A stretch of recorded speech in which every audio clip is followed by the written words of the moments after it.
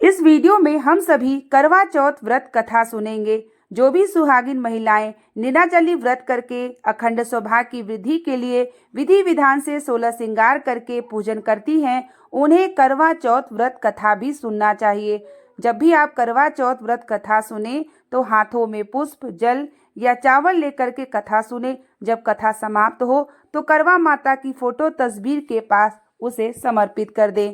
तो ध्यानपूर्वक आप कथा सुने, वीडियो के अंत तक बने रहिए।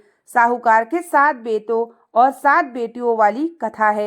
एक साहूकार के 7 लड़के और एक लड़की थी। साहूकार के बेटे अपनी बहन से बहुत प्यार करते थे।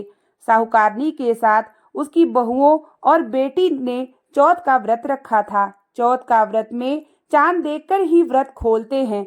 रात को जब साहूकार के लड़के भोजन करने लगे तो उन्होंने अपनी बहन से भोजन के लिए कहा। इस पर बहन ने बताया कि उसका आज व्रत है और वह खाना चंद्रमा को अर्घ देकर ही व्रत खोल सकती है और कुछ खा सकती है। सबसे छोटे भाई को अपनी बहन की हालत देखी नहीं गई और वह दूर पेड़ पर एक दीपक जलाकर छलनी की ओट में रख देता है। दूर से बहन को दिखाता है।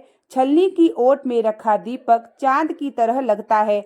ऐसे में वो ऐसा लगता है जैसे चतुर्थी का चांद हो। बहन ने अपनी भाभी से कहा कि चंद्रमा निकल आया है, व्रत खोल ले, लेकिन भाभीियों ने उसकी बात नहीं मानी और व्रत नहीं खोला। बहन को अपने भाइयों की चतुराई समझ में नहीं आई और उसे देखकर करवा उसे अर्ध देखकर खाने का निवाला खा लिया।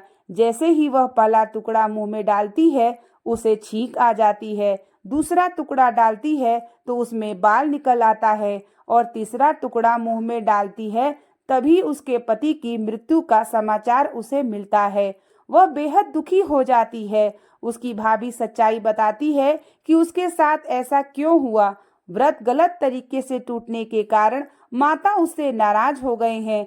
इस पर वह निश्चय करती है कि वह अपने पति का अंतिम संस्कार नहीं करेगी और अपने सत्वित्व से उन्हें पूर्व जीवन दिलाकर रहेगी। शोकातुर होकर वह अपने पति के शव को लेकर 1 वर्ष तक बैठी रही और उसके ऊपर उगने वाली घास को इकट्ठा करती रही। उसने पूरे साल की चतुर्थी को व्रत किया और अगले साल कार्तिक कृष्ण चतुर्थी फिर से आने पर उसने पूरे विधि विधान से करवा चौथ व्रत किया।